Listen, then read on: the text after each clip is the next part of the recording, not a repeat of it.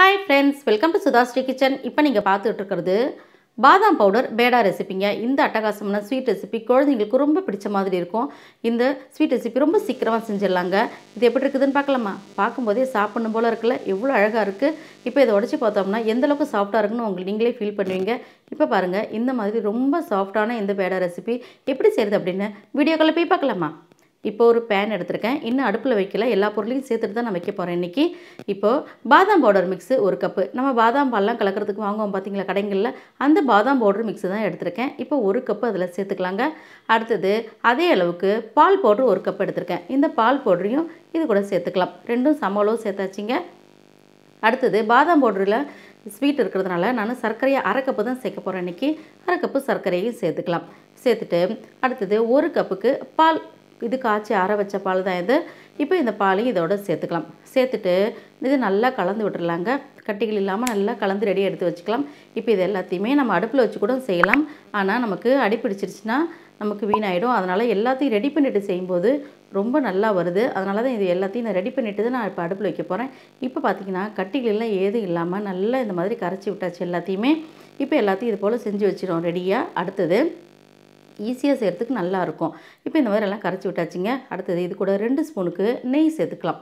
அவ்வளோதாங்க. இதுக்கு எல்லா பொருளும் சேர்த்தாச்சு. இது அப்படியே அடுப்பில் தான் வைக்கணும், வேறு எந்த வேலையும் இல்லை. இதை அப்படியே எடுத்து அடுப்பில் வச்சாச்சுங்க. இப்போது ஸ்டவ் ஆன் பண்ணிக்கலாங்க. ஆன் பண்ணிவிட்டு பக்கத்துலேயே இருந்து நம்ம கைவிடாமல் கலந்துக்கிட்டே இருக்கலாம். இப்போ இந்த மாதிரி கைவிடாமல் கலந்துக்கிட்டே இருந்தோம்னா நமக்கு கட்டிகள்லாம் ஏதும் இல்லாமல் ரொம்ப அழகாக நமக்கு வந்துடும். பார்க்குறதுக்கு ஸ்மூத்தாக இருக்கும். இப்போ இந்த மாதிரி கலந்து விட்டுகிட்டே இருந்தோம்னா ஒரு 2 நிமிஷம் 3 நிமிஷம் கூட பார்த்திங்கன்னா நமக்கு இந்த மாதிரி ஓரங்கள்லாம் குட்டி குட்டியாக பபிள்ஸ் வர ஆரம்பிக்குது பார்த்திங்களா.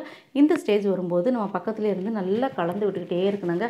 அப்படி கலந்து விட்டுட்டு இருக்கும்போது தான் நமக்கு அடி பிடிக்காமல் இருக்கும். இந்த மாதிரி கலந்து விட்டுட்டு இருந்து ஒரு 5 நிமிஷம் கழித்து பார்த்திங்கன்னா நல்லா நமக்கு இந்த மாதிரி பொங்க ஆரம்பிச்சிடும். பால்லாம் சேர்த்துருக்கோம் இல்லைங்களா. இப்போ லோ ஃப்ளேம்லேயே வச்சு நம்ம அப்படி கலந்து விட்டுகிட்டே இருப்போங்க. அப்படி கலந்து விட்டுட்டு இருந்தோம்னா இன்னொரு 5 நிமிஷத்தில் நமக்கு இது பாதி அளவுக்கு நமக்கு சுருங்கி வந்துடும். உங்களுக்கு பார்த்தாலே தெரியும் பாருங்கள். இப்போ ஒரு 5 நிமிஷம் கழித்து பார்த்தோம்னா பாதி அளவுக்கு நமக்கு நல்லா சுருங்கி வந்துருச்சு. இந்த பால் டேஸ்ட்டோட இந்த பாதாம் மிக்ஸு எல்லாம் சேர்ந்து ரொம்ப அருமையாக இருக்குது டேஸ்ட்டு இந்த பேடா.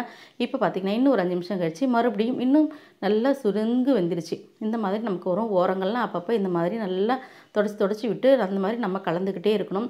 இப்போ கீழே பார்த்திங்கன்னா எதுவும் அடிப்பிடிக்காமல் நமக்கு நீட்டாக வந்திருக்கு. நம்ம பக்கத்துலேயே இருந்து அடிப்பிடிக்காமல் இந்த மாதிரி கலந்து விட்டால் தான் நம்மளுடைய பேடா ரெசிபி ரொம்ப நல்லாயிருக்கும். இந்த மாதிரி பார்த்திங்கன்னா அடிப்பிடிக்கவே இல்லை பார்த்திங்களா, ஒரு இடத்துல கூட இந்த மாதிரி ஆகும். இந்த மாதிரி நல்லா கலந்து விட்டுகிட்டே இருக்கலாங்க. இப்போது கலந்து விட்டுட்டு இருக்கும்போது நம்ம கொஞ்சம் தண்ணியில் கை தொட்டு கொஞ்சமாக இப்படி எடுத்து இப்படி உருண்டை பதம் வந்துச்சுன்னா போதுங்க நமக்கு. இந்த மாதிரி பதம் வரும்போது நம்ம இறக்கிட வேண்டியதாங்க. இப்போது ஒரு தட்டில் கொஞ்சமாக நெய் அப்ளை பண்ணிக்கலாங்க. அப்ளை பண்ணிட்டு டக்குன்னு நம்ம இதை வேறு தட்டில் மாற்றிக்கணும். அதுலேயே இருந்துச்சுன்னா நம்ம இறுகி போய்டும் நமக்கு, அப்புறம் ரொம்ப கெட்டி ஆகிடும். அதனால் முதல்ல அடுத்த தட்டில் மாற்றிட்டு இப்படி சூடு ஆற்றிக்கிட்டே இருக்கணும். இப்படி இல்லைன்னா மேலே கொஞ்சம் ஆடை மாதிரி படிஞ்சு கொஞ்சம் ஒரு மாதிரி இறுகி போன மாதிரி ஆகிடும். அதனால் கொஞ்சம் கொஞ்சமாக இப்படியே தட்டி விட்டுறணும். இப்போ கொஞ்சம் கை பொறுக்கிற சூடு வந்துருச்சு. இப்போ நம்ம இப்போ ஒரு ஸ்பூன் வச்சு ஒரு கரண்டி வச்சோ இந்த மாதிரி கொஞ்சம் கொஞ்சமாக எடுத்துகிட்டு கையில் நெய்யை அப்ளை பண்ணிக்கலாம். அப்ளை பண்ணிவிட்டு இப்போ இதை எடுத்துடலாம். கொஞ்சம் இந்த மாவை எடுத்துடலாம். இந்த பாதாம் பவுடர் பேடா ரெசிபியோட இதை எடுத்துடலாம். கொஞ்சமாக இந்த மாதிரி எடுத்துகிட்டோம். பார்க்கும்போதே நமக்கு எவ்வளோ அழகாக சாஃப்டாக இருக்குது பாருங்கள். இப்போ இந்த மாதிரி கையில் வச்சு ஒட்டிடலாம். நம்ம கை பொறுக்கிற சூடு தான் இருக்குது. இப்போ அது இப்படி நீள்வட்டமாக மறுபடியும் உருட்டிட்டு இந்த மாதிரி நீள்வட்டமாக செஞ்சிடலாம். செஞ்சுட்டு நேராக இந்த மாதிரி நிப்பாட்டி வச்சுட்டு இப்படி கட்டவரில் வச்சு இப்படி ப்ரெஸ் பண்ணால் போதுங்க. நம்மளுடைய பேடா ரெசிபி ரொம்ப கரெக்டாக இருக்கும். பார்க்குறதுக்கு அழகாக இருக்கும். ஓரங்கள்லாம் பார்த்திங்கன்னா நல்லா மொத்தமாக இருக்கும். இப்போ கடைகள்லாம் வாங்குகிறோம் பார்த்திங்களா பேடா, அந்த மாதிரி இருக்கும். இது மேலே நம்ம பாதாம் பருப்பு ஒன்று வச்சிடலாங்க. வச்சுட்டா ரொம்ப ரொம்ப அட்டகாசமான சூப்பரான பாதாம் பேடா நம்ம வீட்டில் ரெடி ஆகிடுச்சிங்க. இதே மாதிரி எல்லாத்தையும் செஞ்சு எடுத்துகிட்டு வந்துடலாம். நம்மளுடைய பாதாம் பேடா ரெசிபி சூப்பராக ரெடி ஆகிடுச்சு. நீங்களும் ட்ரை பண்ணி பாருங்கள். உங்களுக்கு இந்த பாதாம் பேடா ரெசிபி பிடிச்சிருந்துச்சுன்னா சுதாஸ் கிச்சனுக்கு சப்ஸ்கிரைப் பண்ணுங்கள். ஃப்ரெண்ட்ஸ் அண்ட் ரிலேட்டிவ்க்கு ஷேர் பண்ணுங்கள், லைக் பண்ணுங்கள், கமெண்ட் பண்ணுங்கள்.